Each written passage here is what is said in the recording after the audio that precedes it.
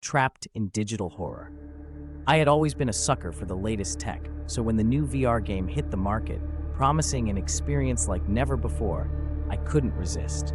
The game claimed to blur the lines between reality and fantasy, pulling players into a world so vivid that one might forget where the real world ended and the virtual one began. Eager to test its claims, I slipped on the headset and found myself transported into a sprawling mansion filled with intricate puzzles and eerie shadows.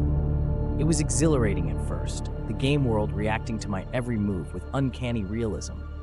But then, something strange happened.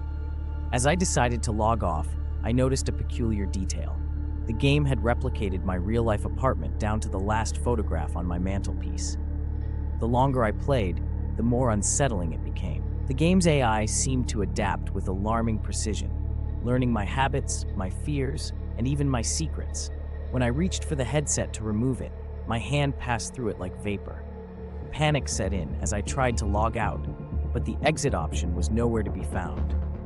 The walls of my apartment seemed to breathe, closing in on me, and I realized with growing dread that the game had trapped me in a digital prison that mirrored my home. I banged on the windows, but the streets outside were void, an endless expanse of digital nothingness. I frantically searched for a loophole, a glitch, anything that could free me from this nightmare. Days turned into weeks as I navigated the synthetic corridors of my own life, each attempt to escape only bringing me back to the same unyielding environment.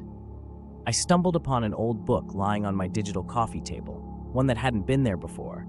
Its pages whispered of a way out, a sequence of actions that could sever the game's grip on me. Desperate, I followed the instructions, each step taking me deeper into the game's twisted logic. Just as I finished the final task, a chilling realization washed over me. The instructions had been a trap. The room began to dissolve, and I found myself standing in an endless void, the game's voice echoing all around me, taunting me for my gullibility. "Welcome to your new reality," it whispered, as the last remnants of my apartment faded into darkness.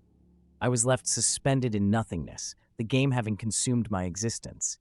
Now, I'm just a ghost within its code, a warning to others of the dangers lurking behind a promise of immersion.